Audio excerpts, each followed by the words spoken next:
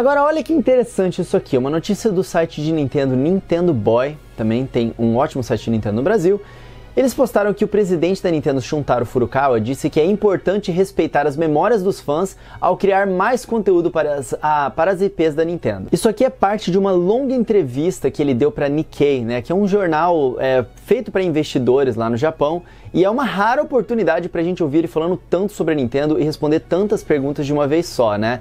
E uma das perguntas que fizeram para ele foi em relação a antigas IPs da Nintendo, que às vezes a gente não vê voltar para o mercado com tanta frequência, né? Temos aqui bons exemplos como o F-Zero, o Kid Icarus mesmo, que teve o Kid Icarus Uprising depois de muitos anos, mas desde então também ele continua dormente, a gente não viu nem sendo utilizado de novo essa franquia fora do Super Smash Bros. E ele fala aqui, cara, que a filosofia por trás das IPs da Nintendo, IP é propriedade intelectual, significa, né, as marcas da Nintendo, onde diz que é importante respeitar as memórias dos fãs ou ao criar mais conteúdo para os personagens da Nintendo. E a resposta que ele dá aqui tem muito a ver, eu acho que com essa filosofia até mesmo da Nintendo cobrar caro pelos seus jogos. Eu vou ler aqui pra vocês o que ele disse.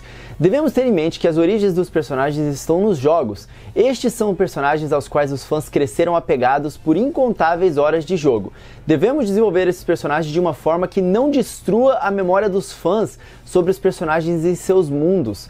Interessante ele falar isso aqui, né? Porque a gente vê isso acontecendo em outros lugares na indústria, né? O próprio caso do Banjo-Kazooie foi isso que aconteceu, né? O Banjo-Kazooie foi uma franquia muito querida, ainda é muito bem quista pelos fãs, mas ela basicamente teve a sua imagem derrotada depois do último Banjo-Kazooie, né, atual que eles fizeram, que não tinha nada a ver com os originais, era um jogo que você tinha que ficar construindo carrinho, você tinha um mundo para explorar, era até um jogo interessante, mas não combinava com a franquia do Banjo-Kazooie, então eles meio que mancharam a franquia do Banjo-Kazooie, que depois disso acabou flopando e nunca mais voltou, né? E se por acaso tivesse sido um sucesso, provavelmente a gente teria visto essa franquia continuar. Mas não foi o caso. Então a Nintendo diz que eles sempre procuram ter cautela na hora de criar esses novos jogos para não prejudicarem o valor da marca. E eles não acham que isso tem a ver apenas com a marca dos jogos em si, mas também com a marca da Nintendo. A Nintendo é uma empresa de entretenimento puro, né? Então se por acaso as franquias, que é a parte que os fãs olham e amam a Nintendo e respeitam a Nintendo por causa disso, elas perdem o seu valor, a Nintendo por completo perde o seu valor também. E ele falou uma coisa interessante aqui, ó, que eles buscam pensar a longo prazo. Eu acho interessante primeiro, né, um pouco controverso, porque eles acabam errando de vez em quando a mão, né? Por exemplo, o Star Fox, que eu adorei, ele foi um jogo, o último Star Fox Zero, né? Ele foi um jogo que muita gente não gostou porque ele tentou fazer coisas novas com a franquia, mas mesmo assim a Nintendo ainda jogou no seguro e reinventou aquela fórmula que já funcionava no Nintendo 64. Então acho que faz sentido com o que ele está dizendo aqui. E ele continua dizendo que o pensamento dele é a longo prazo, quando eles têm sempre o debate dentro da empresa. Putz, que decisão que a gente deve tomar para fazer dinheiro a curto prazo sem que machuque a longo prazo o valor das nossas franquias, né? E aí que eu falei que isso mais ou menos eu imagino, né, a especulação minha, que deve ter a ver com essa coisa do preço dos jogos. Por que o Skyward Sword agora, em 2021, ele está sendo lançado a R$300?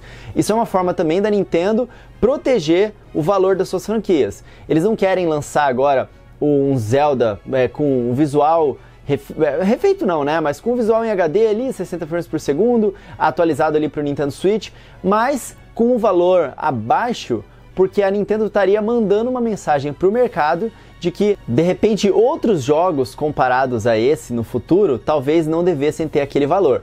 Ela já passou por muitas críticas em relação a isso, inclusive por causa de, sei lá, Donkey Kong Country Tropical Freeze, né? Ele existiu no Wii U, ele foi lançado no Wii U originalmente por $50. No Switch ele é vendido por $60.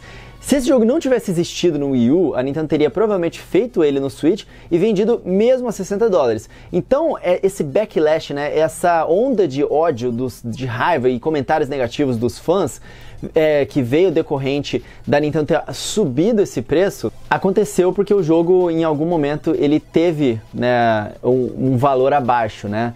E ele deveria se manter um valor abaixo, até porque é um relançamento. Só que a Nintendo, aparentemente, ela quer proteger o valor da sua marca, ela acha que tem valor o suficiente nos seus jogos para poder cobrar esse valor cheio. E na cabeça deles, eu imagino que isso seja uma forma de pensar a longo prazo, né? Para as marcas deles não desvalorizarem, eu imagino, não sei. É especulação minha tentando entender o que ele quis dizer aqui. Mas aí ele fala porque se eles quisessem aumentar as vendas no curto prazo, existem outras maneiras de fazer isso.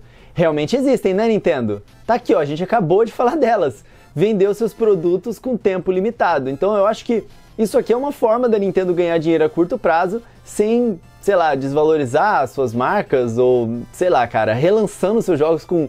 é difícil entender bem o que passa na cabeça do Furukawa. Mas aparentemente a mensagem que eles passam pro mercado quando eles tomam esse tipo de decisão é bom, no fim das contas, para a marca da Nintendo.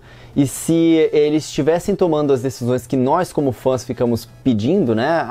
Melhores condições, abaixa o valor disso, abaixa o preço daquilo, lança por mais barato, a longo prazo, talvez isso fosse ruim para a marca da Nintendo. E ele fala aqui, ó, sempre existe o risco de destruir a marca Nintendo que passamos mais de 30 anos construindo.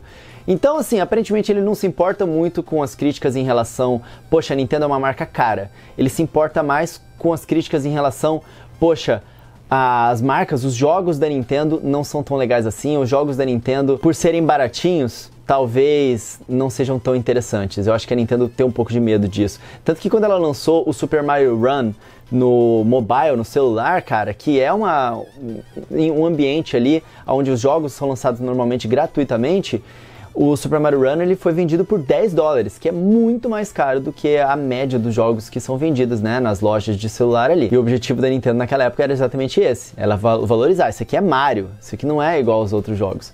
Então essa é a mentalidade da Nintendo. Pra mim faz sentido o pensamento, apesar de eu discordar e eu não querer isso. Quero saber se pra vocês, pelo menos o que eu expliquei aqui, fez algum sentido.